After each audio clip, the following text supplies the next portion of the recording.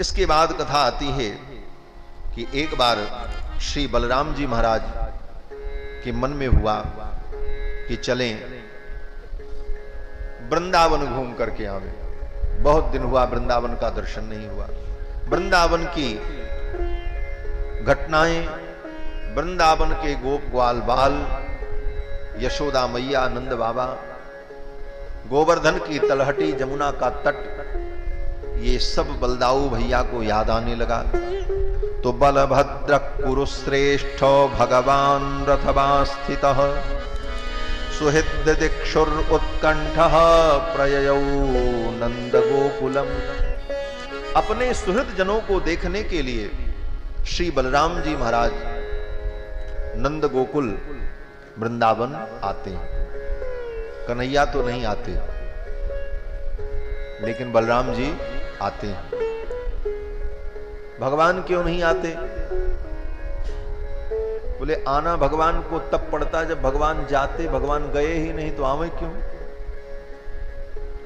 कोई कहीं आता तब है जब वहां से जाता है, तभी लौट के आता है, और जो गया ही नहीं उसको आने का प्रश्न नहीं। तो भगवान वृंदावन से बाहर कहीं गए ही नहीं। वृंदावनम परित्यज्य पादमेकम न गच्छति। वृंदावन से कहीं भगवान बाहर गए ही नहीं। तो बाहर नहीं गए तो फिर मथुरा की लीला कैसे हुई, द्वारका की लीला कैसे हुई, महाभारत युद्ध में कैसे ठाकुर जी गए? तो भक्त जन कहते हैं भगवान एक रूप से तो वृंदावन में रह गए और एक रूप से भगवान नंद बाबा के साथ मथुरा आए। नंद बाबा के साथ जो मथुरा आए ठाकुर जी, वो कौन है? बोले वो देवकी नंदन है। और जो यशोदा नंदन थे वो तो वृंदावन में ही रह गए। यशोदा नंदन, नंद नंदन वृंदावन में ही रह गए, और देवकी नंदन, वसुदेव नंदन जो हैं ये अक्रूर जी के साथ मथुरा आए और आगे की लीला इस रूप में भगवान ने की। तो भगवान एक रूप से वृंदावन में ही रहे, इसलिए भगवान को जाने का प्रसंग ही नहीं आया। लेकिन बलराम जी तो जाते हैं। सुहृद दिक्षुर उत्कंठ प्रययौ नंद गोकुलम। अपने सुहृद जनों को देखने के लिए श्री बलराम जी महाराज नंद गोकुल पहुंचे और सखाओं से मिलकर खूब आनंद का अनुभव किया। खूब वृंदावन में मस्ती की बलराम जी ने। सुखदेव जी कहते हैं दौ मासौ तत्र चावात्सीन मधुम माधव मेवच। 2 महीने बलराम जी वृंदावन में रुके। मधुमास और माधव मास, चैत महीना और वैशाख का महीना, चैत्र वैशाख 2 महीने बलराम जी वृंदावन में गोकुल में रहे। एक दिन गर्मी का दिन था, वैशाख का महीना। जमुना जल में क्रीड़ा करने की इच्छा हुई और बलराम जी जमुना के तट पर पहुंचे। और बलराम जी ने जमुना से कहा, जमुने तो मेरी क्रीड़ा में सहयोग कर। लेकिन बलराम जी के कहने पर भी जमुना जी बलराम जी की क्रीड़ा में सहयोग करने को तैयार नहीं हुई। तो बलराम जी को बड़ा क्रोध आ गया। बलराम जी ने अपना हल उठाया और जमुना के एक किनारे लगाया, और क्रोध में बलराम जी ने कहा कि पापे त्वं माम अवज्ञाय यन्नायासि मया हुता। अय पापे, अय पापिनी, ऐसा मानो बलराम जी बोल रहे हैं जमुना जी को। तू मेरे बुलाने पर नहीं आ रही है, मेरे वचनों की तू अवहेलना कर रही। नेश्ये त्वां लांगलाग्रेण सतधा कामचारिणी। मैं अपने हल के अग्रभाग से तुम्हारे 100 टुकड़े कर दूंगा, तुम्हारा अस्तित्व मिट जाएगा, छोटी छोटी नालियों के रूप में बिखर जाओगी। ऐसा कह करके बलराम जी ने जब जमुना में हल लगाया, जमुना जी भयभीत होकर के प्रकट हो गई। एवं निर्भर्त्सिता भीता यमुना यदुनंदनम उवाच चकिता वाचम पतिता पादयोर्नृप। जमुना जी प्रकट हो गई और जमुना ने कहा, राम राम महावीर्य। हे महावीर, हे महाबाहो, न जाने तव विक्रमम। आपके पराक्रम को मैं जान नहीं पाई, इसलिए मैंने अवहेलना कर दी। आप मुझे क्षमा करो और मैं आपकी लीला में सहयोग करती हूं। फिर तो यमुना ने बलराम जी की लीला में सहयोग किया। बलराम जी ने यमुना में खूब सुभग सलीलावगाहन किया, वृंदावन में ललित लीलाएं की। इसके बाद वर्णन आता है कि भगवान श्री कृष्ण ने कारुष देश के राजा पौंड्रक का वध किया। कारुष देश का राजा पौंड्रक अपने को कृष्ण कहता था कि असली वासुदेव मैं हूं। लोगों ने कहा कृष्ण, वो पौंड्रक अपने को भगवान कहता है। भगवान ने कहा अच्छा समय आएगा तो देखा जाएगा। उसने पत्र लिखा और उसने कहा कि अब चक्र धारण करना तुम छोड़ दो, असली कृष्ण मैं हूं, असली वासुदेव मैं हूं। पौंड्रक नकली शंख चक्र लगाकर चतुर्भुज रूप धारण करके मोर मुकुट पहनकर अपने को वासुदेव कहता था। काशी के राजा काशी नरेश उसका समर्थन करते थे और ये दोनों जहां सभा में जाएं कृष्ण का विरोध करते। और काशी नरेश कहते असली वासुदेव भगवान ये हैं। पौंड्रक, वो द्वारिकाधीश जो वासुदेव अपने को कहता, वो नकली। बड़ी विडंबना है। सोचो, द्वापर युग में भगवान के रहते नकली भगवान पैदा हो गया। भगवान विराजमान है, फिर भी दूसरा व्यक्ति अपने को भगवान घोषित कर रहा है। भगवान के सामने ही नकली भगवान। अगर आज इस कलयुग में कोई अपने को भगवान कह करके पूजित हो रहा है तो कोई आश्चर्य की बात नहीं है। द्वापर युग से ही ये घटना शुरू हो गई, क्योंकि कलयुग आने वाला था। और ऐसे नकली भगवान जो होते हैं उनकी बड़ी दुर्दशा होती है। नकली भगवान को जेल जाना पड़ता है, मरना पड़ता है।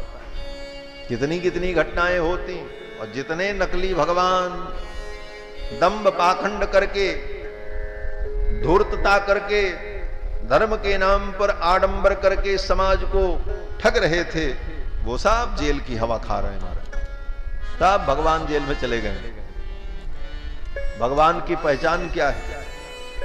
कृष्णावतार में भगवान ने एक बड़ी विलक्षण परिभाषा बना दी। भगवान की परिभाषा तो बहुत है। जो अखिल कोटि ब्रह्मांड नायक हो वो भगवान, जो लक्ष्मीपति हो वो भगवान, जिसके वक्षस्थल पर कौस्तुभ मणि हो वो भगवान। ये सब भगवान की परिभाषाएं हैं।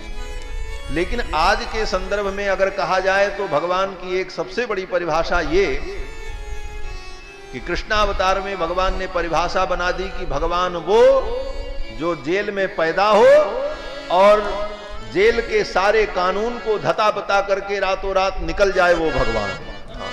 ये करके दिखा देगा, वही भगवान बन पाएगा।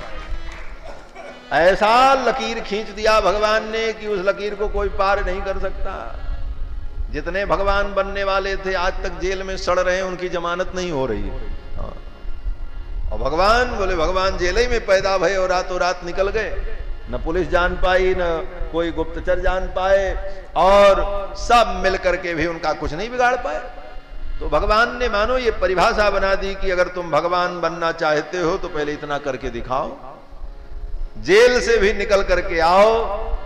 तो महाराज इस कलिकाल में कितने ऐसे नकली भगवान आज भी घूम रहे हैं। समाज को ऐसे नकली पाखंडी भगवान से सावधान होने के लिए अब क्या किया जाए। महाराज भगवान तो भगवान है, लेकिन पाखंडियों के कारण भगवान के सामने भी नकली और असली का विशेषण लगाना पड़ता है।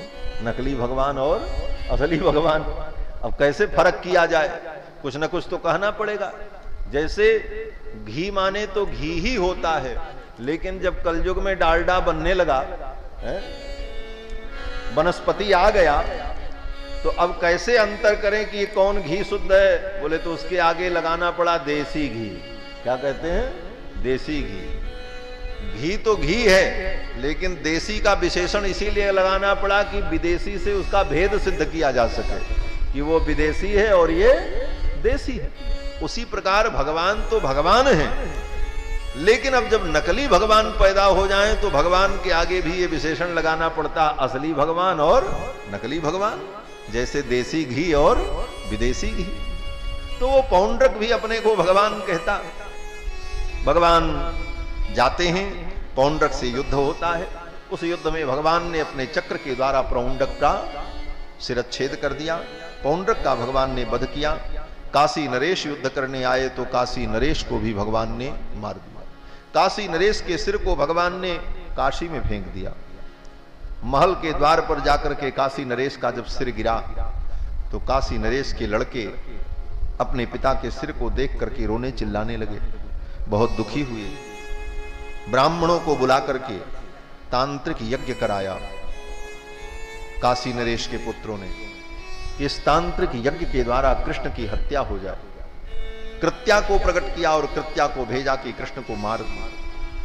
तंत्र के द्वारा प्रकट की गई कृत्या भगवान कृष्ण को मारने के लिए चल पड़ी।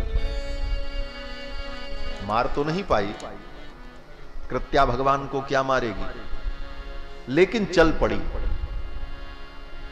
इस कथा से एक बात समझ में आई। पहले मुझे इन बातों पर विश्वास नहीं होता था कि कोई किसी के ऊपर तंत्र कर दे, मंत्र कर दे तो इसका भी कोई प्रभाव होता है। बल्कि यहां तक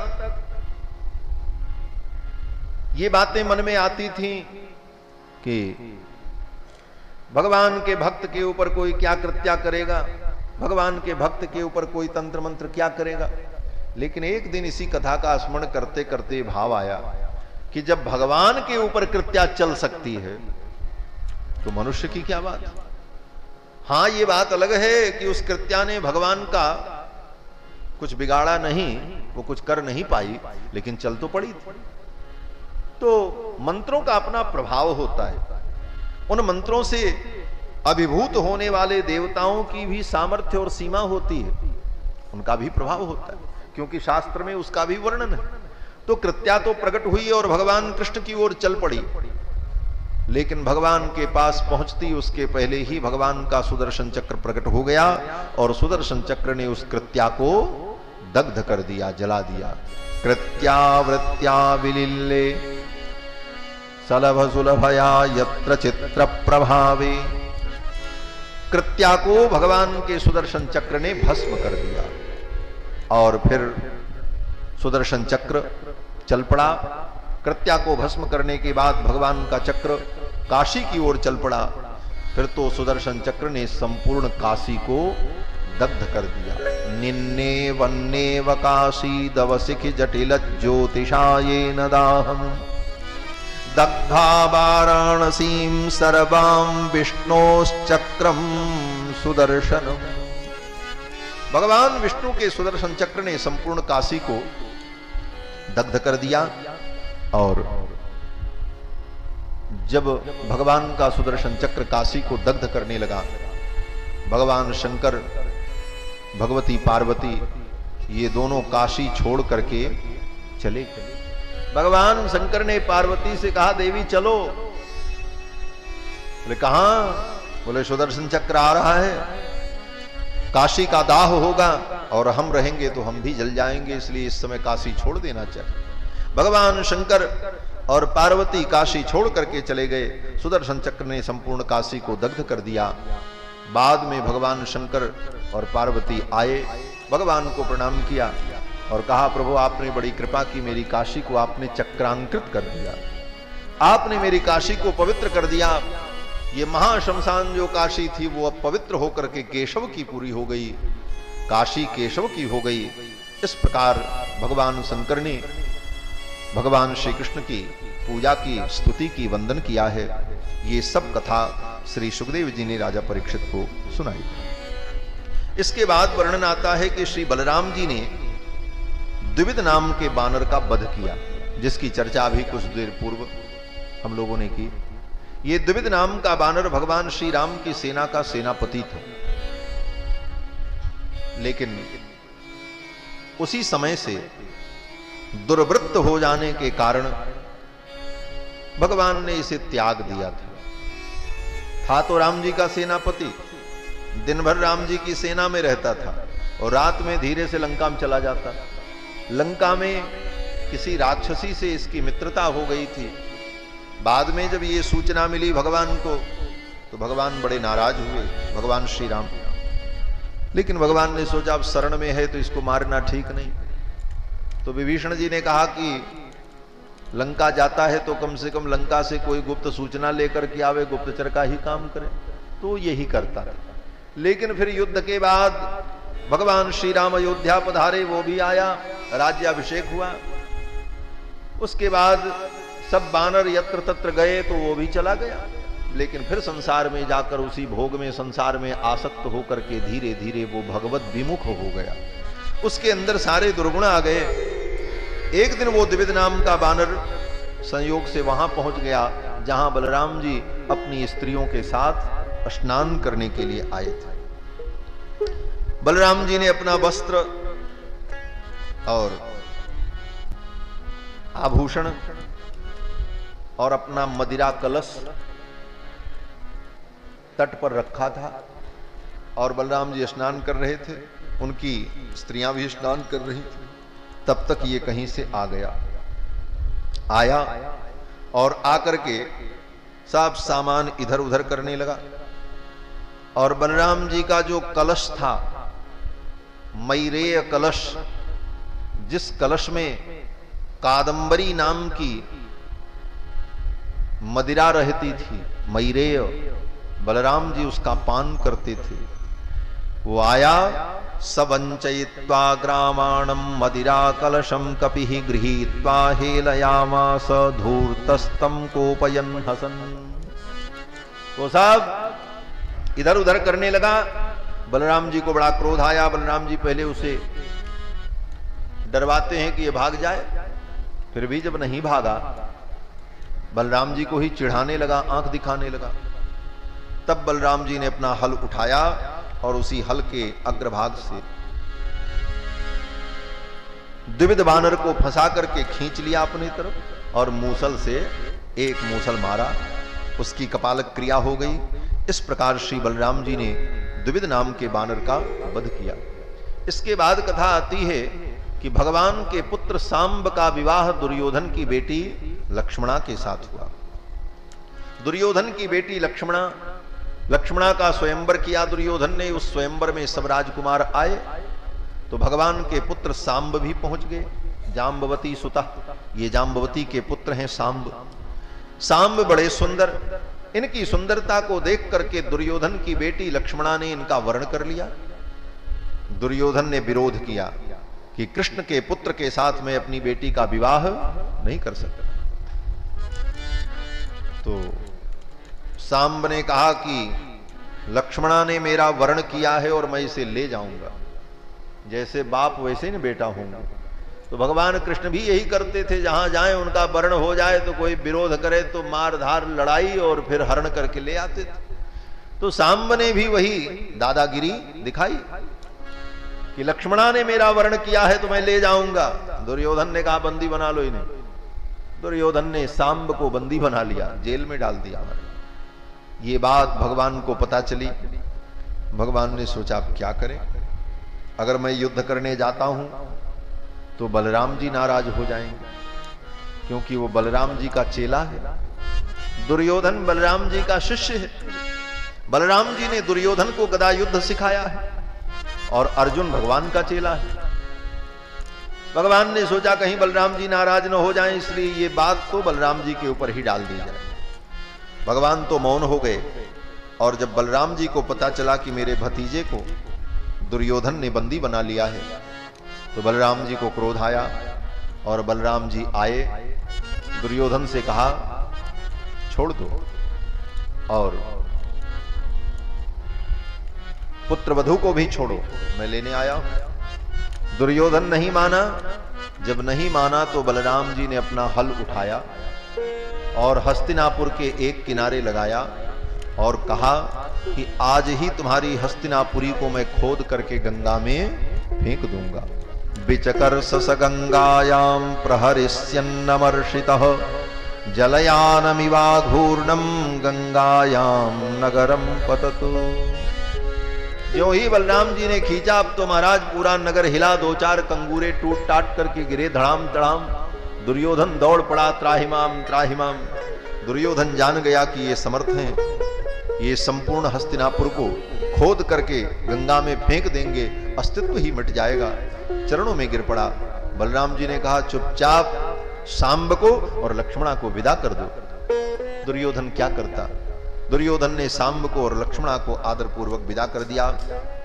इस प्रकार भगवान के पुत्र सांब का विवाह हुआ है। भगवान श्री कृष्ण की द्वारका लीला बड़ी अद्भुत है। एक दिन देवर्षि नारद ने विचार किया कि चलो चल करके देखते हैं भगवान द्वारकाधीश अपनी 16,108 पटरानियों के साथ, पत्नियों के साथ कैसे रहते होंगे। कब उनको समय मिलता होगा, किसके पास जाते होंगे, उनका हाल समाचार कैसे पूछते होंगे। 24 घंटे का समय और उसी में सब काम, कैसे उनकी गृहस्थी चलती है, ये देखने के लिए देवर्षि नारद आए। और नारद जी जिस महल में गए, 16,108 रानियां एक ही महल में नहीं रहती थी, सबके अपने अलग अलग महल थे। रुक्मिणी जी के महल में देवर्षि नारद जब पहुंचे तो देखते क्या हैं कि भगवान कृष्ण रुक्मिणी के साथ अग्निहोत्रशाला में बैठ करके अग्निहोत्र कर रहे थे। ओम प्रजापतये स्वाहा इदम प्रजापतये नमः, इंद्राय स्वाहा इदम इंद्राय नमः। भगवान अग्निहोत्र कर रहे थे रुक्मिणी के साथ। भगवान नारद जी ने प्रणाम किया, प्रणाम करके विदा हुए, आगे पहुंचे। सत्यभामा के महल में जब पहुंचे तो वहां क्या देखते हैं कि भगवान सत्यभामा जी के साथ बैठे हैं और ब्राह्मणों को स्वर्ण मुद्रा का दान कर रहे हैं, वस्त्र का दान कर रहे हैं। जाम्बवती के महल में पहुंचे तो वहां देखते हैं कि भगवान ब्राह्मणों को भोजन करा रहे हैं और जाम्बवती पूड़ी पकवान ला करके दे रही हैं। इस प्रकार वहां भी भगवान को कुछ करते हुए दे रहे। कालिंदी के महल में पहुंचे तो क्या देखते हैं, बोले उधर कालिंदी बैठी, इधर भगवान बैठे और चौसर का खेल चल रहा है। किसी महल में नारद जी जाते तो देखते भगवान अपनी पत्नी के साथ बैठे और अपने बच्चे को गोद में लेकर के खिला रहे हैं। जैसे पिता अपने गृहस्थी जीवन में सुख का अनुभव करता है, उस प्रकार भगवान कर। किसी महल में भगवान पहुंचे तो, नारद जी पहुंचे तो देखते क्या हैं कि भगवान स्नान करने के लिए स्नानागार की ओर जा रहे हैं और अपनी पत्नी से कहते हैं, देवी मेरे वस्त्र जल्दी लेकर के आओ, मुझे स्नान करना है और जल्दी जाना है। दौड़ते हुए भगवान स्नानागार की ओर जा रहे हैं और उनकी पत्नी वस्त्र लेकर के, उपटन लेकर के उनके पीछे पीछे जा। इस प्रकार देवर्षि नारद ने जिस महल में जाकर के देखा तो भगवान को कुछ न कुछ करते हुए पाया। नारद जी ने प्रणाम कर लिया। अनेक रूप रूपाय विष्णवे प्रभु विष्णवे। हे प्रभु, आपके अनेक रूप हैं और अनेक रूप धारण करके आप ऐसी विलक्षण लीला करने में समर्थ हैं। इस प्रकार देवर्षि नारद ने भगवान की लीला का दर्शन किया। इसके बाद कथा आती है कि भगवान ने सुदामा नाम के ब्राह्मण के ऊपर कृपा की। कथाएं तो बहुत हैं, लेकिन उन सारी कथाओं का वर्णन संभव नहीं है। सुदामा नाम के ब्राह्मण के ऊपर भगवान ने कृपा की। सुदामा जी की कथा बड़ी प्रसिद्ध है। सुदामा जी भगवान के बाल सखा, गुरुकुल में साथ में ही अध्ययन किया था, सांदीपनी मुनि के आश्रम में। सुदामा जी महाराज बड़े विपन्न। सुखदेव जी कहते हैं, कृष्णस्यासीत सखा कश्चित ब्राह्मणो ब्रह्मवित्तमः विरक्त इंद्रियार्थेतु प्रतांतात्मा जितेंद्रियः। परम विरक्त जितेंद्रिय श्री सुदामा जी महाराज, कभी धन में उनकी कोई आसक्ति नहीं, अयाचक वृत्ति से जीवन व्यतीत करते। कोई व्यक्ति श्रद्धा से स्वयं दे देता तो उसी से जीवन निर्वाह करते, किसी से कभी कुछ मांगा नहीं। शिष्यों को पढ़ाते भी थे तो शुल्क नहीं लेते थे, शिष्य श्रद्धा से जो दे दे वही ले लेते। और यही ब्राह्मण का धर्म है। सच पूछो तो ब्राह्मण के लिए शास्त्र में कोई वृत्ति नहीं। ब्राह्मण के लिए शास्त्र में कोई वृत्ति है ही नहीं जो उत्तम ब्राह्मण। उत्तम ब्राह्मण की तो एक ही वृत्ति है कि वो चुपचाप पढ़े और पढ़ावे और भगवान का भरोसा करके बैठा रहे, किसी से कुछ न मांगे। भूखों मर जाए फिर भी न मांगे, बिना मांगे जो मिल जाए उसी से निर्वाह कर ले। ब्राह्मण के लिए जितनी वृत्तियां हैं कोई वृत्ति नहीं। सिलोंछ वृत्ति कही गई है, लेकिन वह भी बड़ी विलक्षण है कि जब खेत से किसान अपनी फसल को काट करके लेकर के चला जाए तो खेत में जो बालियां गिर जाएं, जो अन्न के कण गिर जाएं, उन्हीं को बीन करके ब्राह्मण ले आवे और उसी को खा करके निर्वाह करे और भगवान का भजन करे, स्वाध्याय। और दूसरी वृत्ति क्या है? बोले उंच वृत्ति। जब बाजार बंद हो जाए, व्यापारी लोग अपनी दुकान बंद करके चले जाएं, दुकान बंद करके सब माल भीतर रख करके ताला लगा करके चले जाएं, पूरी बाजार उठ गई, तब वहां जाकर सड़क के किनारे दुकान के सामने जो अन्न के कण गिरे हों, उन अन्न कणों को वो बीन करके ले आवे और उसी से अपना निर्वाह करे और भगवान का भजन करे। ये ब्राह्मण का धर्म। इसके बाद जो ब्राह्मणों की वृत्ति है, खेती करना, नौकरी करना, ये सब हीन वृत्ति है। इसको उत्तम वृत्ति नहीं माना। ठीक है, इससे निर्वाह कर रहे हो, लेकिन ये उत्तम नहीं है। ब्राह्मण के लिए सर्वोत्तम वृत्ति तो अयाचक वृत्ति और सिलोंछ वृत्ति ही कही गई है शास्त्र में। सुदामा जी महाराज इसी वृत्ति से निर्वाह करते। इस वृत्ति में रहने वाले जो ब्राह्मण, उन ब्राह्मण के संकल्प से संसार में कुछ असंभव नहीं है महाराज। सुदामा जी महाराज ऐसे ही तपःपूत ब्राह्मण थे। यदृक्षयोपपन्नेन वर्तमानो गृहाश्रमी। गृहस्थ आश्रम में रह करके भी यदृक्षया उपपन्नेन, भगवान की इच्छा से जो मिल जाए, आ जाए, उसी से निर्वाह कर लेते थे। और उनकी पत्नी पतिव्रता सुशीला, वह भी उसी प्रकार त्याग पूर्वक जीवन व्यतीत करती। दोनों पति पत्नी बड़े सहनशील और तपस्वी। लेकिन पुत्रों के दुख को देखकर एक दिन पत्नी ने कहा, स्वामी आपको कुछ नहीं चाहिए, मुझे कुछ नहीं चाहिए, लेकिन इन बच्चों की भूख हमसे देखी नहीं जाती। ये जब भूख से व्याकुल होकर के रोते हैं, तड़पते हैं, तो मैं मां हूं, मुझसे देखा नहीं जाता, इनके लिए तो कुछ करो।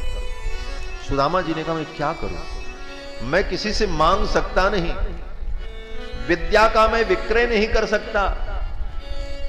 जो ब्राह्मण शिक्षा का दान करके उसके बदले में धन लेता है, उसे भ्रतकाध्यापन कर्म कहते हैं, और मनुस्मृति में उसकी बड़ी निंदा की गई है। जो ब्राह्मण अध्यापन करके उसके बदले में पैसा लेता है, वो ब्राह्मण अपने पूरे परिवार के सहित चांडाल हो जाता है। ये लिखा है मनुस्मृति। सुदामा जी महाराज पढ़ाते थे, लेकिन विद्यादान के बदले में धन नहीं लेते थे। ऐसे तपस्वी ब्राह्मण बड़े दुर्लभ है महाराज। ऐसा तपस्वी ब्राह्मण तो मैंने अपने गुरुदेव को देखा है, अभी भी विद्यमान है महाराज। पूज्य श्री ब्रह्मचारी जी महाराज, 4 विषय में उन्होंने स्वर्ण पदक प्राप्त किया है: व्याकरण, मीमांसा, गणित और ऋग्वेद। वाराणसी में संपूर्णानंद विश्वविद्यालय में उनको कुलपति बनाया जा रहा था। सब चाहते थे कि ये कुलपति हो जाए। गुरुजी ने कहा, हम धन लेकर के विद्या दान नहीं करेंगे। धन लेकर के विद्या दान करने वाला ब्राह्मण अपने परिवार के सहित चांडाल हो जाता है, ये कर्म मैं नहीं करूंगा। मैं विद्या दान करूंगा, लेकिन धन लेकर के नहीं। और आज भी गुरुजी पढ़ाते हैं और पढ़ते हैं, किसी से कुछ नहीं लेते। कोई अपनी श्रद्धा से दे दे तो कोई बात नहीं, लेकिन कभी किसी से कुछ मांगा नहीं, पढ़ाने के बदले में कभी कुछ लिया नहीं। आज तो थोड़ी सी विद्या किसी को मिल जाए तो व्यक्ति सोचता है चलो कुछ नहीं कर पाएंगे तो ट्यूशन ही पढ़ा के पेट पाल लेंगे, उसी को जीविका बना ले। लेकिन इतना ज्ञान होने के बाद भी विद्या का विक्रय उन्होंने नहीं किया। और इतना ही नहीं, आज तक गुरुदेव भगवान कहीं किसी के यहां कुछ याचना करने भी नहीं गए, और न धन कमाने के लिए उन्होंने कोई कार्य किया। आज भी उनकी वही अयाचक वृत्ति है, केवल अपना कर्म करते हैं, संध्या वंदन पूजा पाठ। कोई विद्यार्थी आ जाए तो उसको पढ़ाना लिखाना और फिर सो जाना, बस यही दिनचर्या उनकी चल रही है। और लगभग 90 वर्ष की अवस्था हो गई, जीवन में कभी धन की प्राप्ति के लिए उन्होंने कोई प्रयास ही नहीं किया, और उनका कोई काम भी नहीं रुका, सब काम आज तक हो रहा, सब भगवान की कृपा से चल रहा है। तो ऐसे ब्राह्मण महाराज दुर्लभ। सुदामा जी महाराज ऐसे ही तपस्वी ब्राह्मण थे। उनकी पत्नी ने जब बार बार कहा तो सुदामा ने कहा मैं क्या करूं। पत्नी ने कहा आप चले जाओ द्वारिका, आपके मित्र द्वारकाधीश हैं, वो कुछ दे देंगे तो अपनी विपन्नता दूर हो जाएगी। सुदामा जी ने कहा मैं मांगूंगा नहीं, मैं कुछ लेने नहीं जाऊंगा। पत्नी ने कहा आप कुछ मत मांगना, चले तो जाओ, वो सर्वज्ञ हैं, वो सब कुछ जानते हैं। बार बार पत्नी के कहने पर सुदामा जी द्वारकापुरी जाने को तैयार हुए। सुदामा जी ने कहा कि क्या लेकर के जाऊं, मित्र के घर खाली हाथ नहीं जाना चाहिए। तो उनकी पत्नी ने 4 मुट्ठी चावल बांध करके दिया। याचित्वा चतुरो मुष्टीन विप्रान पृथुक तंडुला। लोग कहते महाराज सुदामा जी नहीं मांगते थे, लेकिन उनकी पत्नी तो भीख मांग करके ले आई। याचित्वा चतुरो मुष्टीन, कहते हैं एक संत ने कहा कि वो मांग करके, भीख मांग करके नहीं लाई, उधार मांग करके ले आई पड़ोसन से कि 4 मुट्ठी मुझे दे दो, मेरे यहां जब आएगा तो मैं लौटा दूंगा। आज भी गांव में ये परंपराएं हैं महाराज, हमने देखा है। जब किसी के घर आटा न हो तो पड़ोस से मांग के लाते, और जब उनका आटा पिस करके आवे तो उनके यहां पहुंचा देते। ये व्यवस्था थी। सुदामा की पत्नी में भी वही धैर्य था। ऐसा नहीं था कि सुदामा जी की पत्नी किसी के सामने हाथ फैलाते। याचित्वा चतुरो मुष्टीन, 4 मुट्ठी उधार मांग करके लाई और कपड़े में बांध करके सुदामा जी को दिया। चैल खंडेन तान बद्धा भर्त्रे प्रादाद उपायन। सुदामा जी महाराज 4 मुट्ठी चावल लेकर के द्वारिकापुरी जाते हैं। भगवान श्री कृष्ण को जब पता चला सुदामा आए हैं, भगवान अपने पर्यंक से उठ करके दौड़ पड़े, सुदामा जी का स्वागत किया है, आदर पूर्वक लेकर के गए, अपने पर्यंक पर भगवान ने बैठाया। जिस पलंग पर भगवान बैठते थे उसी पलंग पर सुदामा जी को बैठाया, और भगवान नीचे बैठे और सुदामा जी का चरण प्रक्षालन करने लगे, सेवा करने लगे। भगवान की इस ब्राह्मण भक्ति को देखकर रुक्मिणी जी को बड़ा आश्चर्य हुआ। रुक्मिणी जी मन में सोचने लगी कि मनेन कृतम पुण्यम अवधूतेन भिक्षुणा। इस भिक्षुक ने, इस भिखारी ने कौन सा पुण्य किया है कि त्रिलोकी के नाथ भगवान श्री निवास इसकी सेवा कर रहे हैं, इसका चरण प्रक्षालन कर रहे हैं। यह सब सोच करके रुक्मिणी जी आश्चर्यचकित हो रही थी, और मन में थोड़ी भावना भी विपरीत हो रही थी। क्या भावना? बोले रुक्मिणी जी सोच रही थी कहां से ला करके इस मैले कुचैले गंदे व्यक्ति को मेरे बिस्तर पर बैठा दिया। ज्यों ही उनकी भावना में ऐसा विचार आया, भगवान जान गए, और भगवान ने एक बार रुक्मिणी की ओर ऐसे देखा, और इशारे इशारे में भगवान ने रुक्मिणी जी से सब कुछ कह दिया। क्या कहा? तो भगवान ने रुक्मिणी से कहा, रुक्मिणी आज तू द्वारका की पटरानी है तो तुझे बड़ा गर्व है। एक ब्राह्मण को मैं तेरे पर्यंक पर बैठाकर उस ब्राह्मण का चरण धो रहा हूं तो तुझे अच्छा नहीं लग रहा। तुझे द्वारका की पटरानी होने का बड़ा गर्व है। वो दिन भूल गई कि एक ब्राह्मण ही तेरा पत्र लेकर के आया था। अगर तेरे भाई को पता चल जाता तो उस ब्राह्मण के टुकड़े टुकड़े हो जाते, लेकिन उस ब्राह्मण ने अपने जान की बाजी लगा करके तुम्हारा पत्र मुझ तक पहुंचाया। तब आज तुम द्वारका की पटरानी हो, नहीं तो नौकरानी भी न बन पाती। और आज एक ब्राह्मण को मैं आदर दे रहा हूं तो तुम्हें अच्छा नहीं लग रहा। भगवान की इस ब्रह्मण्य भक्ति को देखकर ब्राह्मण के प्रति जो भगवान का भाव है इसे देखकर रुक्मिणी जी समझ गईं। और फिर तो रुक्मिणी जी भी दौड़ दौड़ करके सब वस्तु ला ला करके देने लगी। और भगवान ने सुदामा जी का चरण प्रक्षालन किया। जब अर्घपाद द्याचमन समर्पण हो गया, आतिथ्य संपन्न हुआ, तो भगवान ने सुदामा जी से पूछा कि मित्र, समावर्तन होने के बाद तुमने विवाह किया कि नहीं विवाह किया? सुदामा जी ने कहा भैया विवाह तो हो गया। तो भगवान ने कहा आपकी पत्नी मेरी भाभी कैसी है? तो सुदामा जी ने बड़ी प्रशंसा की। सुदामा जी ने कहा कृष्ण मेरी पत्नी सुशीला बहुत ही अच्छी है। मैं अपनी पत्नी की कितनी प्रशंसा करूं, उससे अच्छी तो पत्नी हो नहीं सकती। आप कहोगे कि सुदामा जी महाराज अपने पत्नी की इतनी प्रशंसा कर रहे हैं, कैसे महात्मा है? बोले सुदामा जी जो कह रहे हैं इसका भाव समझो। सुदामा जी मानो भगवान से कहना चाहते मेरी पत्नी बहुत अच्छी है, मैं तो अभागा हूं, मैं तो जीवन में कभी आपके चरणों का दर्शन न कर पाता, लेकिन मेरी पत्नी इतनी अच्छी है, उसने बार बार कह करके प्रेरणा दे करके आपके चरणों तक भेज दिया, नहीं तो मैं तो कभी आ नहीं सकता। मेरी पत्नी ने ही आपके चरणों तक मुझे भेजा, इसलिए वो बहुत ही अच्छी है, नहीं तो आपका दर्शन मुझे कहां होता। इस प्रकार सुदामा जी ने कहा। भगवान ने सुदामा का आतिथ्य किया। भगवान ने कहा मित्र फिर तो मेरी भाभी ने कुछ भेजा होगा। सुदामा जी वो 4 मुट्ठी चावल छिपाने लगे। तब तक भगवान की दृष्टि पड़ गई, भगवान ने छीन लिया। उसी छीना झपटी में वो चावल की गठरी फट गई, चावल फर्श पर बिखर गया। चावल जब फर्श पर बिखर गया तो भगवान उसी चावल पर टूट पड़े, जैसे कोई जन्म जन्मांतर का भूखा व्यक्ति अन्न देख करके टूट पड़े। उसी प्रकार भगवान उन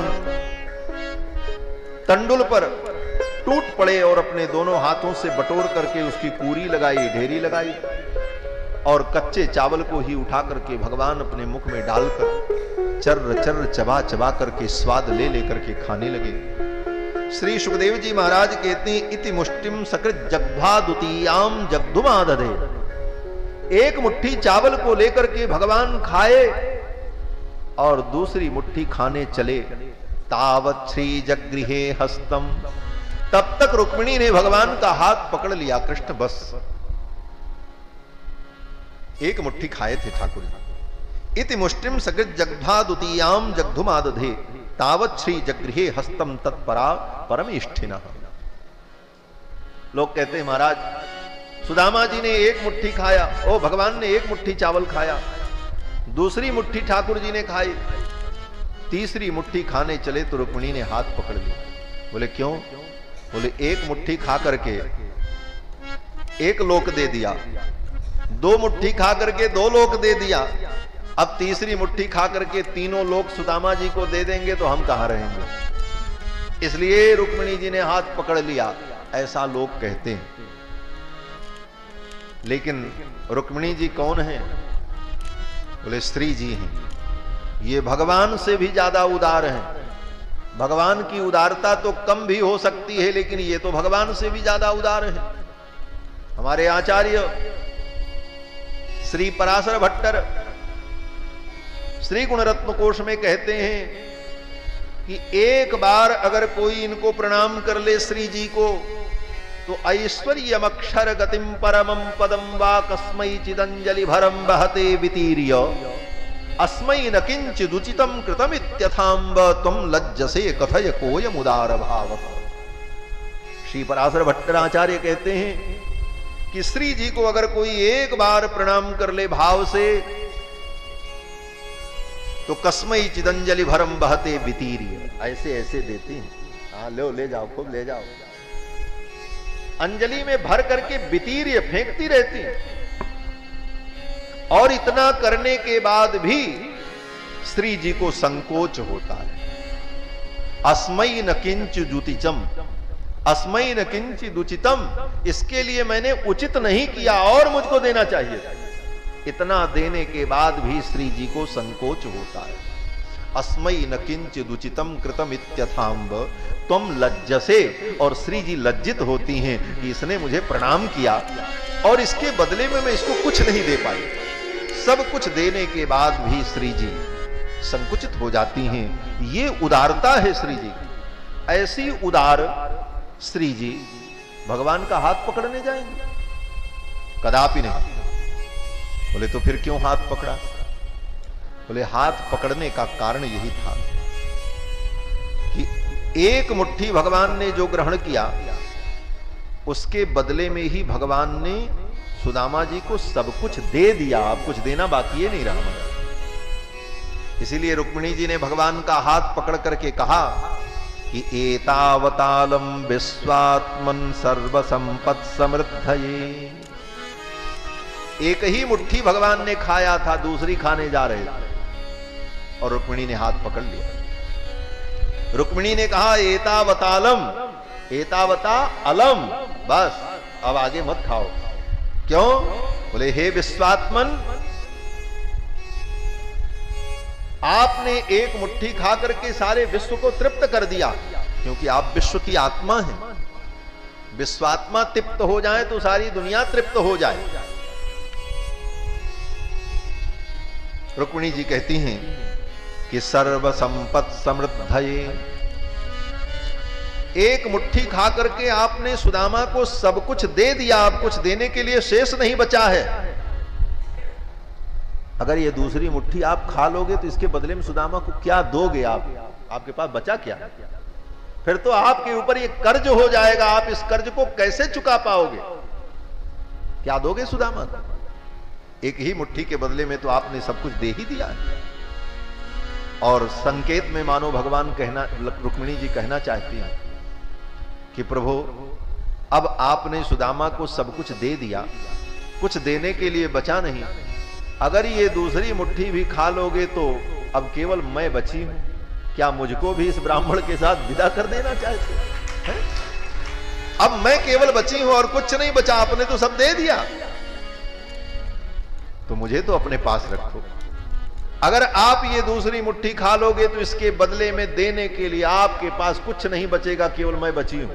सोच लेना। मानो रुक्मिणी जी इसलिए कहती हैं एतावतालम विश्वात्मन सर्व संपत् समृद्धये। और दूसरा भाव ये है कि रुक्मिणी जी भगवान से कहना चाहती हैं प्रभु ये चावल सुदामा जी के घर से आया। सुदामा जी कौन है? बोले परम भागवत है, और भागवत के घर का अन्न परम पवित्र होता है, प्रसाद होता है। शुद्धम भागवतस्यान्नम, भगवान के भक्त का घर अन्न, भक्त के घर का अन्न जितना शुद्ध होता है उतना शुद्ध दुनिया में कोई अन्न नहीं होता। और दुनिया में सबसे शुद्ध जल कौन है? बोले शुद्धम भागीरथी जलम। गंगा से ज्यादा शुद्ध पवित्र दुनिया का कोई जल नहीं हो सकता। शुद्धम विष्णु परम चित्तम, जिसका चित्त भगवान में लग गया है वह चित्त ही शुद्ध चित्त है। उससे शुद्ध कोई चित्त और हृदय हो नहीं सकता। और शुद्धम एकादशी व्रतम, दुनिया के समस्त व्रत में त्रयोदशी, चतुर्दशी, पंचमी, नवरात्रि, शिवरात्रि, सब व्रतों में सबसे शुद्ध और श्रेष्ठ व्रत अगर कोई है तो एकादशी व्रतम। शुद्धम एकादशी व्रतम। तो भागवत का अन्न, भगवान के भक्तों के घर का अन्न जितना पवित्र है उतना पवित्र दुनिया में कोई अन्न नहीं होता। इसीलिए तो हमारे आचार्यों ने कहा कि हे प्रभु आप मुझे ब्रह्मा मत बनाना। बोले तब? बोले मुझे अपने भक्तों के घर के नाली का कीड़ा बना देना।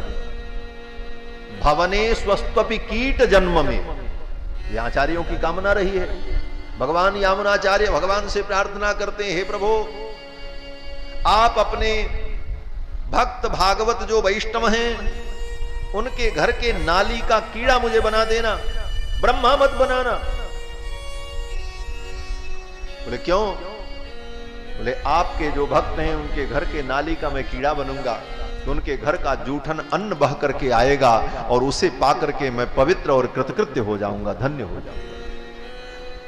भवने स्वस्त्वपि कीट जन्म में इतरावस्थे सुमास्म भूदपि में जन्म चतुर्मुखात्मना। मुझे ब्रह्मा मत बनाना, चतुर्मुख ब्रह्मा का पद मत देना, मुझे अपने वैष्णव भक्तों के घर के नाली का कीड़ा बना देना, क्योंकि उनकी नाली में बहते हुए जो अन्न कण मिलेंगे उसे पा करके मैं पवित्र और धन्य हो जाऊं। तो शुद्धम भागवतस्यान्न, भागवत के घर का अन्न कितना शुद्ध पवित्र होता है। तो रुक्मिणी जी ने कहा कि ये 4 मुट्ठी चावल, ये तो प्रसाद है, 1 मुट्ठी तो आपने अकेले पा लिया, हम लोगों को भी तो प्रसाद मिलना चाहिए। मानो रुक्मिणी जी कहती हैं कि इतना आप छोड़ दो 3 मुट्ठी, आपके पीछे जो 16,108 रानियां हैं इनको भी थोड़ा थोड़ा प्रसाद मिल जाए, सुदामा जी के घर से आया हुआ प्रसाद। इस कारण से रुक्मिणी जी ने भगवान का हाथ पकड़ लिया, भगवान ने छोड़ दिया। रुक्मिणी जी ने वो 3 मुट्ठी चावल को उठा करके अपने आंचल में रखा और रुक्मिणी जी ने एक एक कण चावल के एक एक पत्नियों को प्रसाद के रूप में दिया। भगवान की जितनी पत्नियां हैं 16,108, सबको एक एक कण मिला। और ये भगवान की सब पत्नियां कौन हैं? बोले सब लक्ष्मी का ही तो स्वरूप है, लक्ष्मी के ही विभिन्न रूप हैं। ऐश्वर्य लक्ष्मी, राज्य लक्ष्मी, भोग लक्ष्मी, संतान लक्ष्मी, लक्ष्मी के कितने भेद हैं, सब लक्ष्मी ही तो है। और जब सबको एक एक कण प्रसाद मिला और सब ने ऐसी कृपा की सुदामा के ऊपर कि सुदामा जी अपने घर पहुंचे, उसके पहले ही सुदामा जी के यहां संपूर्ण वैभव प्रकट हो गए। दूसरे दिन सुदामा जी को भगवान ने ऐसे ही विदा कर दिया, जैसे सुदामा जी आए थे वैसे ही। एक फूटी कौड़ी भी भगवान ने सुदामा जी को अपने हाथ से नहीं दी, एक धोती अंगोछा भी नहीं दिया, जैसे सुदामा जी आए थे वैसे ही विदा किया। चल पड़े सुदामा जी, रास्ते में गए, सोचने लगे, आहा कितना आनंद आया। भौतिक लाभ तो कुछ नहीं मिला, लेकिन सबसे बड़ा लाभ यह हुआ कि कृष्ण का दर्शन हो गया। अयम ही परमो लाभो उत्तम श्लोक दर्शन, सबसे बड़ा लाभ यही मिला। और यही सोचते हुए सुदामा जी अपने गांव पहुंचे, और जब पहुंचे तो देखते क्या है, जहां पर उनकी कुटिया थी वहां पर दिव्य महल बन गया, सारा वैभव प्रकट हो गया। सुदामा जी सब कुछ जान गए, किसी से पूछने की जरूरत नहीं पड़ी, जान गए द्वारिकाधीश भगवान श्री कृष्ण की ये अद्भुत कृपा है। इस प्रकार सुदामा जी के ऊपर भगवान ने कृपा की है। ये सब चरित्र सुखदेव जी ने राजा परीक्षित को सुनाया है। फिर आगे भगवान के निजधाम गमन का वर्णन, भगवान 125 वर्ष तक इस धरामंडल में रहकर विभिन्न लीलाएं करते हैं। महाभारत के युद्ध के माध्यम से पृथ्वी के भार को उतारा, और जब निज धाम जाने का समय हुआ तो ब्राह्मण के शाप को निमित्त बना करके भगवान ने अपने यदुवंश का संहार करा दिया। ऋषियों के शाप के कारण यदुवंश का संहार होता है, आपस में सभी यदुवंशी लड़ करके मृत्यु को प्राप्त हो जाते हैं। बलराम जी महाराज अपने शेष रूप से समुद्र में प्रवेश करके पाताल लोक को चले जाते हैं।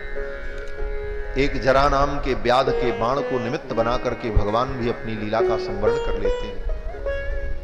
भगवान जाने के पहले अपना दिव्य उपदेश ज्ञान उद्धव को देकर के जाते हैं। उद्धव भगवान से रंच मात्र भी न्यून नहीं है, और उद्धव जी को यही उपदेश देते हैं, इस ज्ञान की परंपरा को सुरक्षित रखना। उद्धव को उपदेश देकर के भगवान अपनी ज्योति को अंतर्हित करते हैं। भगवान की वो दिव्य ज्योति भागवत ग्रंथ में प्रतिष्ठित हो जाती है। तिरोधाय प्रविष्टोयम श्रीमद्भागवतार्णवम्। और फिर उद्धव जी भगवान का स्मरण करते हुए उत्तराखंड की ओर चले जाते हैं। भगवान अपनी ज्योति का संवरण कर लेते हैं। भगवान के चले जाने पर समुद्र द्वारिकापुरी को डुबो देता है,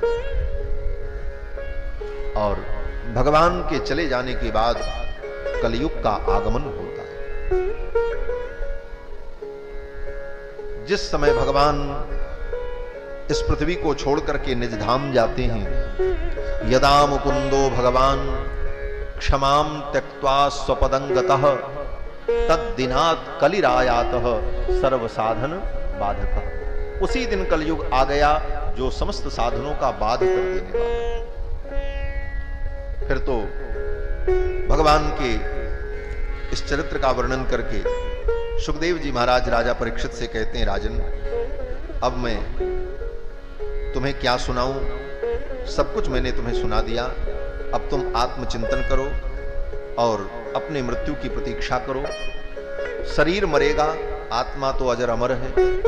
आत्मा के अमरत्व और नित्यता का उपदेश देकर सुखदेव जी महाराज विदा हो जाते हैं। जैसे सुखदेव जी आए थे उसी प्रकार सुखदेव जी चले गए। सुखदेव जी जब चले गए तो राजा परीक्षित आत्मचिंतन करते हुए, भगवान की लीलाओं का चिंतन करते हुए बैठे रहे। तक्षक नाग आया और तक्षक नाग राजा परीक्षित के शरीर में अपना मुख लगावे उसके पहले परीक्षित के प्राण का उत्क्रमण हो गया। शरीर में तक्षक ने अपना मुख लगाया, विषद ज्वाला से महाराज परीक्षित का शरीर दग्ध हो गया। गंगा के तट पर महाराज परीक्षित बैठे थे। गंगा की एक लहर आई और संपूर्ण राख को लेकर के चली गई। महाराज परीक्षित को परम गति की प्राप्ति होती है। ये कथा नैमिषारण्य में श्री सूत जी महाराज 88,000 शौनकादि मुनियों को सुनाते हैं। सूत जी महाराज कहते हैं कि परीक्षित के भगवत धाम चले जाने पर परीक्षित के पुत्र जन्मेजय राजा हुए और जन्मेजय ने अपने पिता की मृत्यु का बदला लेने के लिए सर्पसत्र किया। सर्पसत्र में ऋषियों को बुला करके जन्मेजय ने कहा, ऐसा यज्ञ करो कि उस यज्ञ में तक्षक नाग आवे और यज्ञ कुंड में जल करके भस्म हो जाए। उसी के कारण मेरी पिता की मृत्यु हुई। जन्मेजय के कहने पर ऋषियों ने सर्पसत्र किया है। उस सर्पसत्र में मंत्र के प्रभाव से नाग सर्प सब आ करके यज्ञ कुंड में गिरने लगे और भस्म हो जाते, जल जाते। तक्षक नाग जाकर के इंद्र के सिंहासन में लिपट गया। तक्षक जब नहीं आया तो जन्मेजय ने कहा, अभी तक तक्षक नहीं आया। ब्राह्मणों ने कहा, वो इंद्र के सिंहासन में लिपटा है। बोले आवाहन करो। ब्राह्मणों ने मंत्र पढ़ करके जब आवाहन किया तो इंद्र के सिंहासन के सहित तक्षक आने लगे। अब तो इंद्र भी डर गए, हाहाकार मच गया, अनर्थ हो जाएगा। फिर तो सब लोगों ने आस्तिक मुनि से प्रार्थना की कि आप ही सर्प वंश की रक्षा कर सकते हो। तो आस्तिक मुनि ने आकर के जन्मेजय को समझाया और ये सर्प सत्र बंद कराया। ऋषियों ने समझाया कि अब कुछ भी करो, तुम्हारे पिता तो जीवित होने वाले नहीं। दुनिया के सारे सर्प मार दिए जाएं फिर भी जो मर गया है वो लौट करके नहीं आएगा। इसलिए इसे प्रारब्ध मानकर, विधि का विधान मानकर, ईश्वर की इच्छा मान करके संतुष्ट रहो और धर्म के पथ पर चलो। अकारण किसी की हिंसा मत करो। ये सब उपदेश देकर ऋषियों ने, आस्तिक मुनि ने जन्मेजय को संतुष्ट कर दिया। उनका रोष समाप्त हो गया और फिर जन्मेजय ने सर्पसत्र बंद कर दिया है। आस्तिक मुनि को सर्पों ने वचन दिया कि जो आपका स्मरण करेगा उसको सर्प के द्वारा भय नहीं होगा। आज भी ये बड़ा प्रामाणिक है। अगर कहीं रास्ते में सांप मिल जाए, आप भयभीत हो, तो आस्तिक मुनि का स्मरण कर लो तो सांप का भय दूर हो जाता है। वो सांप रास्ता छोड़ करके चला जाता है। आस्तिक मुनि का स्मरण करने मात्र से सर्प चला जाता है। सर्पाप सर्प भद्रंते आस्तिक वचनम स्मर। आस्तिक मुनि के वचन का स्मरण करके हे सर्प तुम चले जाओ, इतना कहते ही सर्प चला जाता है। आज भी ये प्रामाणिक। ये सब कथा सूत जी ने शौनकादि मुनियों को सुनाई और अंत में पुराणों की श्लोक संख्या, पुराणों का नाम, वेदों का विभाग, ये सब सूत जी महाराज ने शौनकादि मुनियों को सुनाया। इसी क्रम में जब मार्कंडेय पुराण का नाम लिया तो शौनकादि मुनियों ने सूत जी से कहा कि मार्कंडेय महर्षि को भगवान ने अपनी प्रलय लीला का दर्शन कराया, वो कथा आप सुनाओ। तो अंत में श्री सूत जी महाराज ने शौनकादि मुनियों को मार्कंडेय मुनि की कथा सुनाई। मार्कंडेय जी महाराज ने भगवान से प्रार्थना की कि मैं आपकी प्रलय लीला देखना चाहता हूं, माया देखना चाहता हूं। भगवान ने कहा समय आएगा दिखा देंगे। भगवान अंतर्धान हो गए। मार्कंडे ने सोचा कि कभी दिखाएंगे जब समय आएगा, लेकिन उसी समय ऐसी अद्भुत घटना हुई, चारों तरफ से बादल आ गए, ऐसी वर्षा प्रारंभ हुई, देखते देखते सारी सृष्टि जलमग्न हो गई, सब डूब गया, कहीं कुछ नहीं। मार्कंडे जी केवल बचे पानी में तैर रहे हैं, कहीं कोई आश्रय नहीं। और तैरते तैरते जब थक गए तो एक बट वृक्ष के पत्ते के बीच में एक छोटे से बालक को लेटे हुए देखा, और वो बालक अपने पैर के अंगूठे को मुख में रख करके पी रहा था। मार्कंडे जी उसके सन्निकट गए, बालक ने जम्हाई ली तो मार्कंडे जी पेट में चले गए। फिर जब सांस ली, बाहर आए, भीतर जाएं तो अपार जल राशि, बाहर आवे तो जल राशि, वो प्रलय का जल। वो बालक कोई और नहीं, भगवान बाल मुकुंद। करारविंदे न पदारविंदम मुखारविंदे विनिवेशयंतम बटस्य पत्रस्य पुटे शयानम बालम मुकुंदम मनसा स्मरामि। भगवान बाल मुकुंद की ये लीला थी। मार्कंडे जी जब कई बार पेट में गए, बाहर आए, फिर पेट में गए, व्याकुल हो गए मार्कंडे जी, प्रार्थना करने लगे। फिर तो भगवान ने अपनी लीला को अंतर्हित कर दिया, न कहीं प्रलय न पानी। मार्कंडे जी तो अपनी कुटिया में बैठे। ये कथा सूत जी ने शौनकादि मुनियों को सुनाई। अंत में श्रीमद् भागवत महापुराण की महिमा सुनाते हुए सूत जी ने कहा कि ये श्रीमद् भागवत महापुराण 18 पुराणों में उसी प्रकार श्रेष्ठ है जिस प्रकार वैष्णवों में भगवान शिव श्रेष्ठ है। ये श्रीमद् भागवत महापुराण 18 पुराणों में उसी प्रकार श्रेष्ठ है जैसे नदियों में गंगा श्रेष्ठ है। इस प्रकार श्रीमद् भागवत महापुराण की महिमा का सूत जी ने वर्णन किया। और फिर अंत में सूत जी महाराज श्रीमद् भागवत की एक दिव्य परंपरा जो है, इस परंपरा का वर्णन किया। सूत जी कहते हैं, हे मुनियों, ये श्रीमद् भागवत महापुराण वैष्णवों का धन है। श्रीमद् भागवतम पुराण ममलम यद वैष्णवानाम धनम। ये भगवान के भक्तों का धन है। जो भगवान के भक्त होंगे, प्रेमी होंगे, वो भगवान की कथा को ही अपना धन समझते हैं। वास्तव में भक्तों का परम धन भगवान की कथा है। इससे बड़ी दुनिया में कोई संपत्ति नहीं। बाकी संपत्ति आती है तो विपत्ति लेकर के आती है। बहुत धन आ जाए तो उस धन के साथ भय आता है। किसका भय? बोले चोर का भय, डाकू का भय, सरकार का भय, इनकम टैक्स का भय, उसको बचाने का भय, अनेक प्रकार के भय आते हैं। लेकिन भगवान की कथा रूपी संपत्ति जब हमारे जीवन में आती है तो ये हमको निर्भय बना देती है। दुनिया में कहीं कोई भय नहीं रहता। इसीलिए ये वैष्णवों का परम धन है। श्रीमद् भागवतम पुराण ममलम यद वैष्णवानाम धनम। और इसमें है क्या? बोले यत्र ज्ञान विराग भक्ति सहितम पारम परम गीयते। श्रीमद् भागवत महापुराण में ज्ञान वैराग्य के सहित परम पुरुष परमात्मा का गान किया गया है। इसकी ज्ञान की ये परंपरा कैसे चल करके आई? सूत जी कहते हैं ये ज्ञान भगवान ने ब्रह्मा को दिया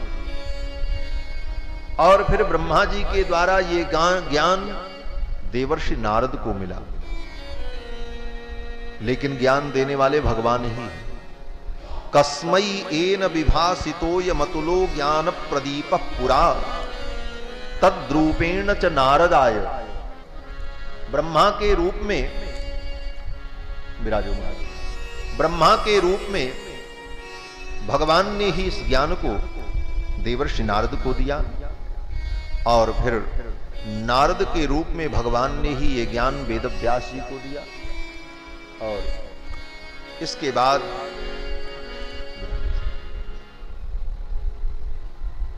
यही ज्ञान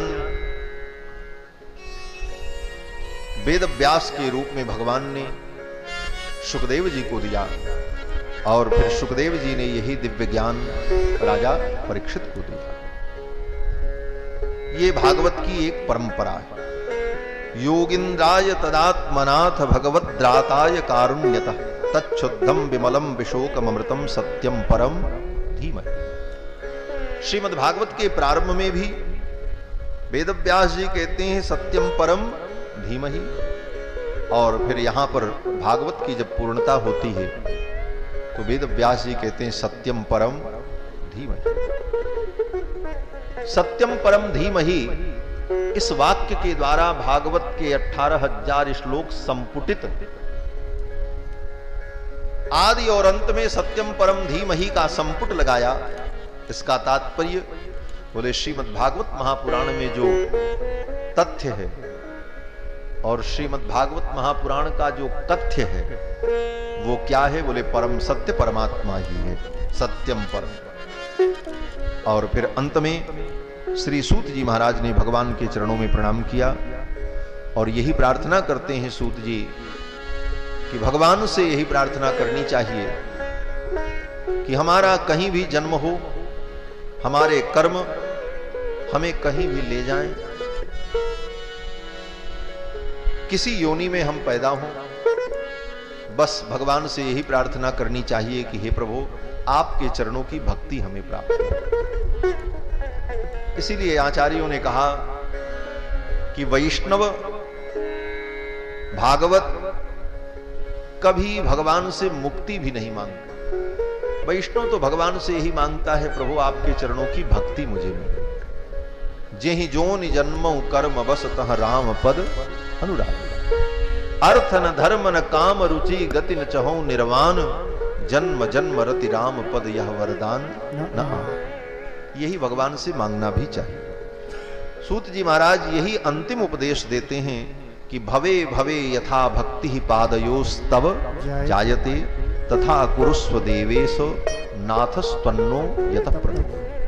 हे नाथ, हे प्रभु, जहां कहीं भी हमारा जन्म हो, आपके चरणों की भक्ति मुझे प्राप्त हो, ऐसी आप कृपा करो। ऐसी प्रार्थना करके फिर सूत जी अंतिम वाक्य जो कहते हैं, अंतिम श्लोक, कि नाम संकीर्तनम यस्य सर्व पाप प्रणाशनम। जिन भगवान का नाम संकीर्तन समस्त प्रकार के पाप का नाश कर देने वाला है, जिनको प्रणाम करने पर समस्त प्रकार के दुख का शमन हो जाता है, ऐसे भगवान श्री हरि को हम प्रणाम करते हैं। प्रणामो दुख समनः तम नमामि हरिम परम। ऐसे भगवान श्री हरि को हम प्रणाम करते हैं। भगवान श्री हरि को प्रणाम करके सूत जी ने अपनी वाणी को विराम दिया। इसी पावन भूमि में, नैमिषारण्य की पावन भूमि में, और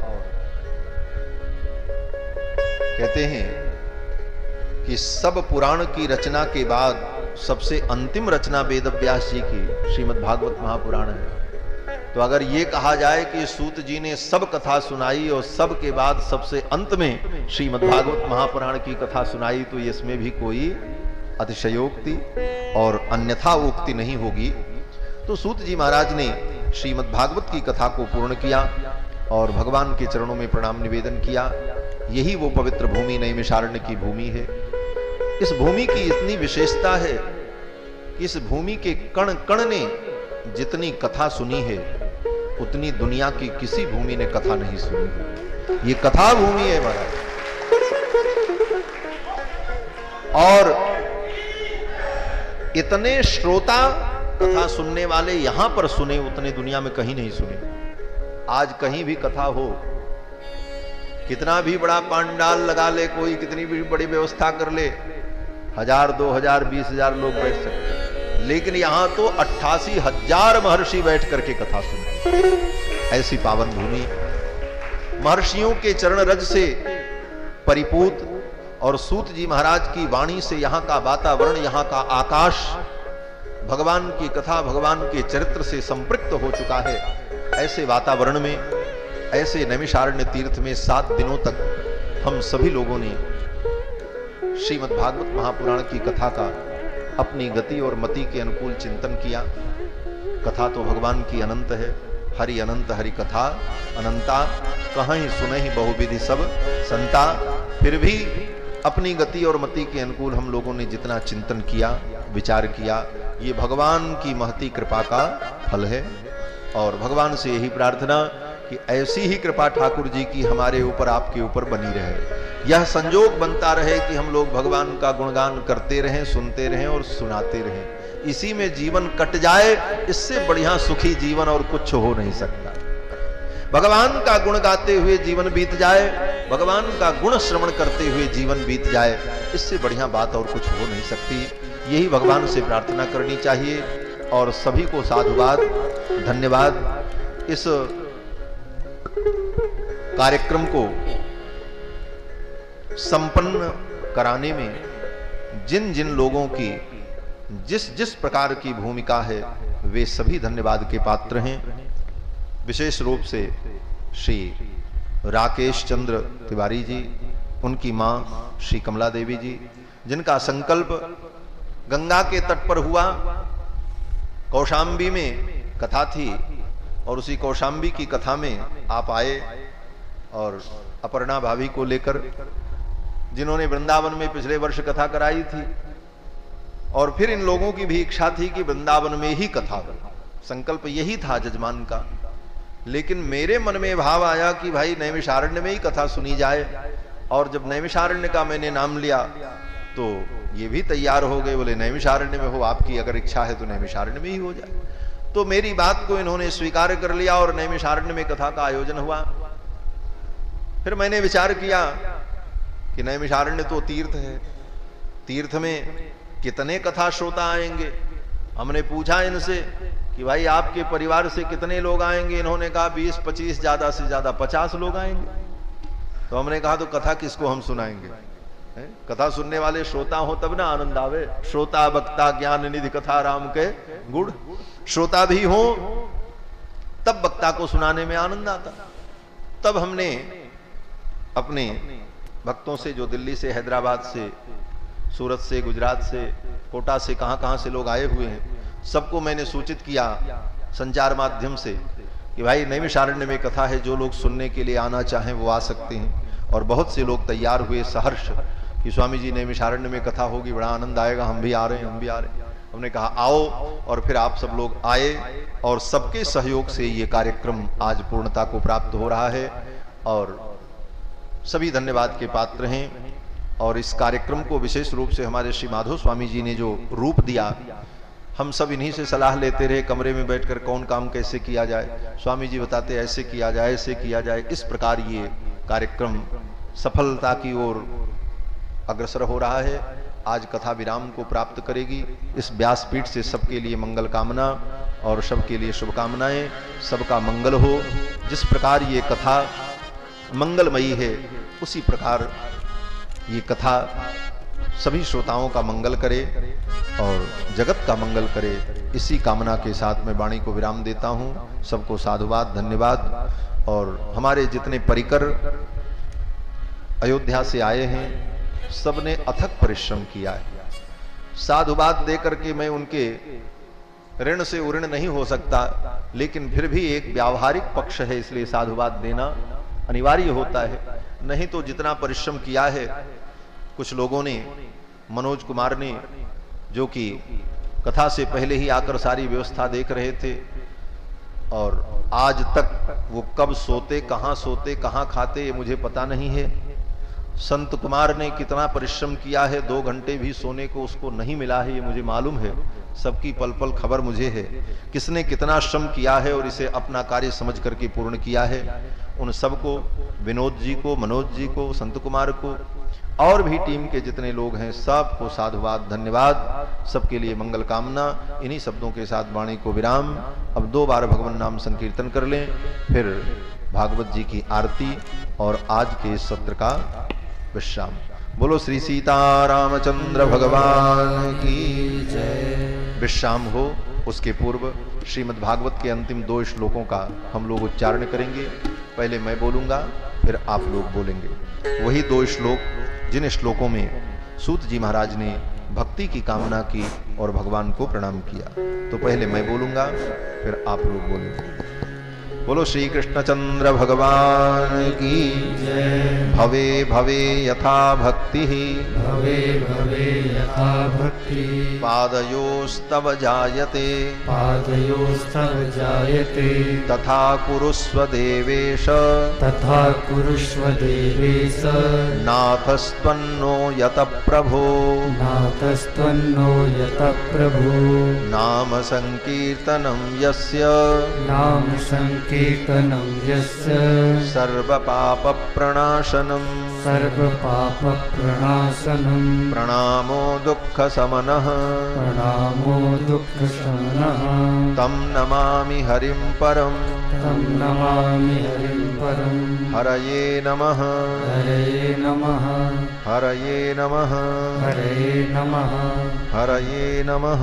हरये नमः। बोलो वृंदावन बिहारी लाल की जय। श्री कृष्णचंद्र भगवान की जय। श्री सुखदेव भगवान की जय। श्री वेदव्यास भगवान की जय। सत्य सनातन वैदिक धर्म की जय। श्री भाष्यकार रामानुस्वामी जी महाराज की जय। सब संतन की जय। सब भक्तन की जय। जय जय श्री राधे श्याम।